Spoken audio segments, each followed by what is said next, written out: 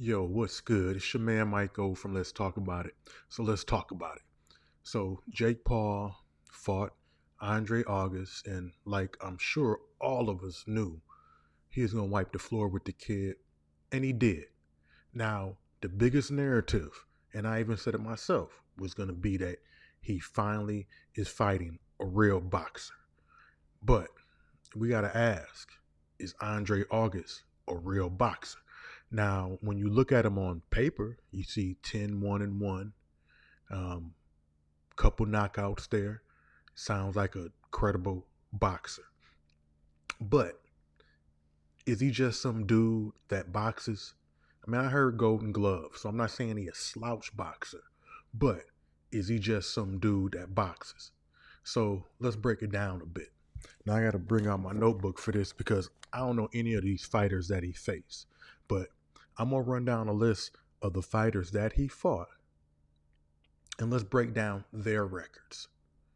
So he beat this guy Steve Madrano, who's currently 0-1 and currently inactive, and this is in 2013. Then he had a draw with a guy named Rudy Lozano, who's has an amazing career of 3-13 with three draws, and he's currently inactive. Next, he beat a guy named Patrick Symes, 1-5, inactive. Random Montgomery he beat, who's 0-1, inactive. Josh Kuhn, who he beat 1-4, inactive. Romario Garcia, 0-6, inactive. Now he lost the one loss he has before this last fight is Eric Abraham, 7-16, three losses in a row.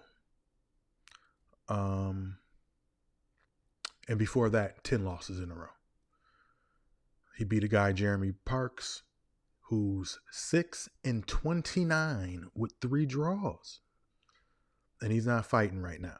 Jose Garcia, 5-18 in one draw.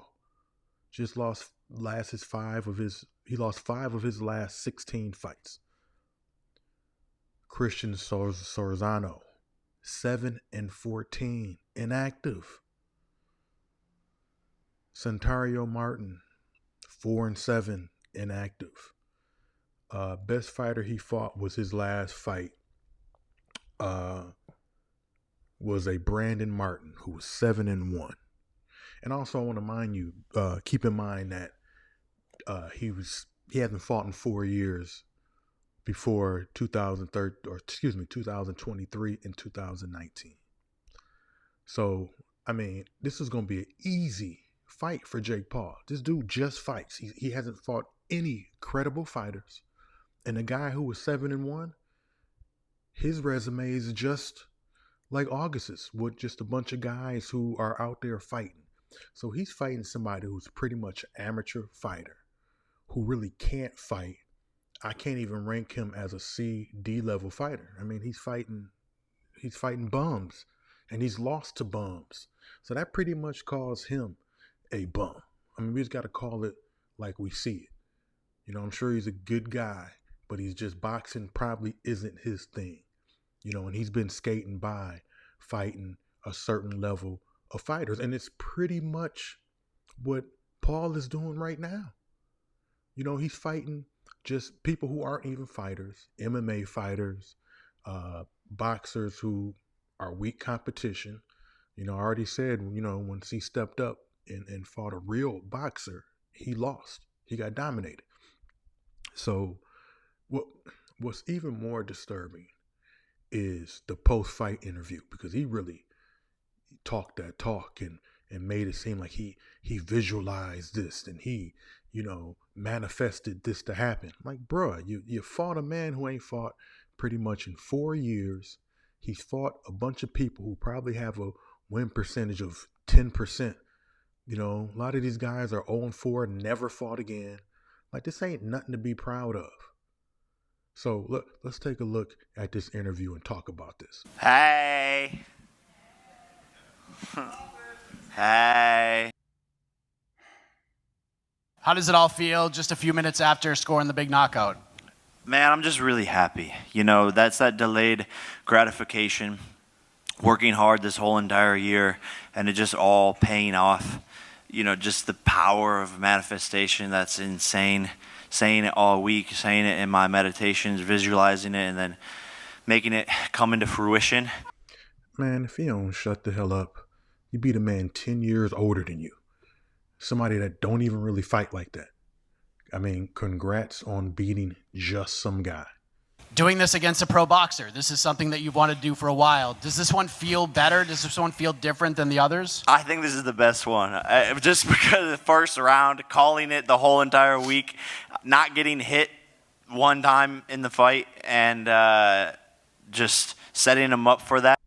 Now, we just went through his resume. This sound kind of crazy, don't it? UFC fighters are literally not allowed to fight Jake Paul. Literally not allowed to fight Jake Paul when they leave the UFC. If I was walking on water in front of everybody's eyes, they would say I couldn't swim. When you take this path and you're in the top of a sport, and you got there in 3.5 years. Oh my God, dude. Now you really sounding stupid. You calling yourself a top fighter, but never fought any top fighters. Think about that for a minute. Again, you look at his resume, none of this makes sense. I'm done bashing this dude. But be sure to follow, subscribe, and comment. Like to hear back from you. Let me know, who do you think this bum should fight next? Is he a worthy? I'm done. The rest of the interview is more like that. I'm done. But be sure to subscribe, follow, and comment. Need to hear back from you. Who do you think this dude should fight next? Is he considered a boxer to you? Or like I said, is he just an entertainer that boxes?